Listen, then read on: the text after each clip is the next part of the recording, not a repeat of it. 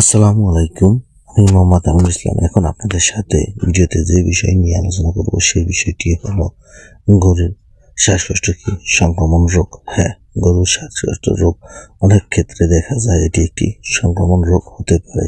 কেননা গরুর শ্বাসকষ্ট কোনো রোগ না, রোগের লক্ষণ মাত্র।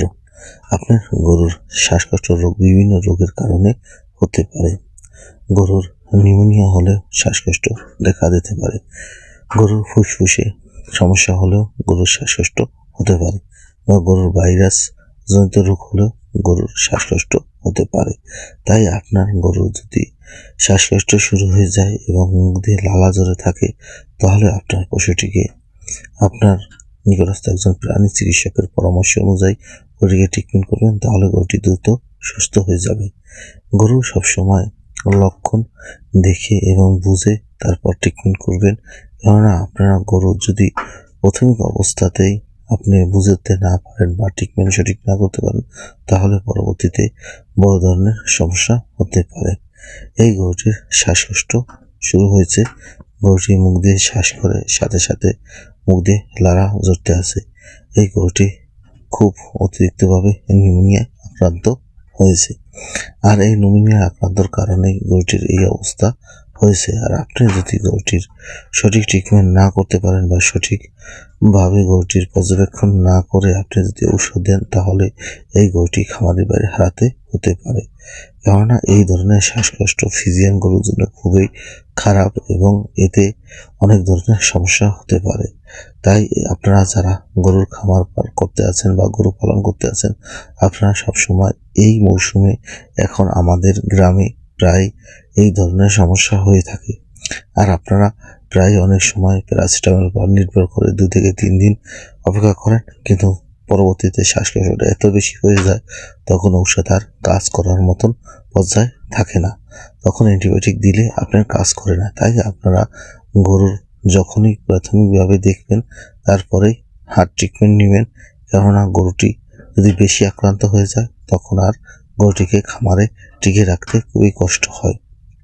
এবং আপনারা যদি নিজেরা না বুঝতে পারেন, তাহলে আপনার নিকটস্থ একজন প্রাণী চিকিৎসকের পরামর্শ অনুযায়ী ট্রিটমেন্ট করবেন, অথবা প্রাণী চিকিৎসার হসপিটালে নিয়ে যাবেন। উপজেলা প্রাণী চিকিৎসকের হসপিটালে নিয়ে যাবেন, সেখানে নিয়ে গেলেও আপনার গরুটির সঠিক ট্রিটমেন্ট পাবেন।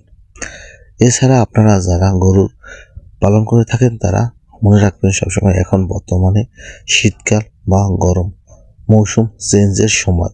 এই মৌসুম চেঞ্জের সময় যদি আপনার গরুকে সঠিকভাবে না রাখতে পারেন, তাহলে এই ধরনের সমস্যা হয়। কেননা রাত্রে অনেক বেশি ঠান্ডা পড়ে যায় আর দিনে অনেক বেশি গরম হয়। এই হঠাৎ রোদে বেঁধে গরমে রেখে বা অতিরিক্ত ঠান্ডায় রাখার কারণে অনেক সময় এই ধরনের সমস্যা হয়।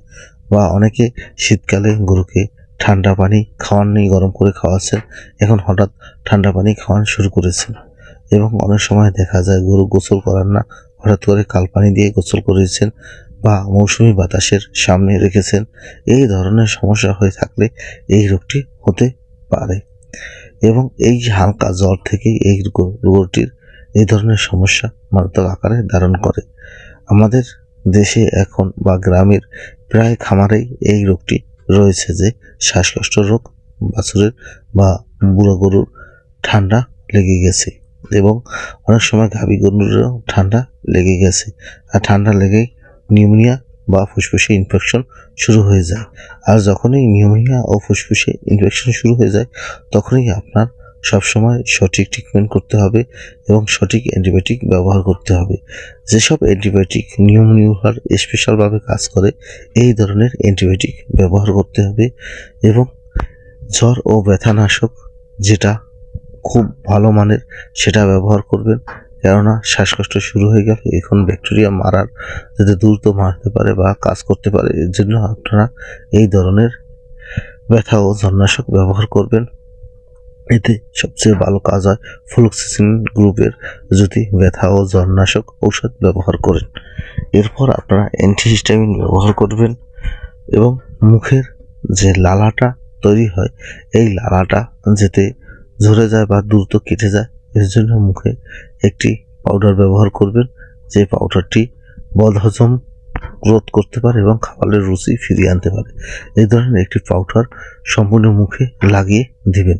তাহলে দেখা যাবে গরুটির মুখ লাড়াচাড়া করবে এবং এতে মুখে একটি হরমোন তৈরি হবে এবং এই হরমোনেই হজম শক্তি বেড়ে যাবে এবং খাওয়ার রুচি হবে।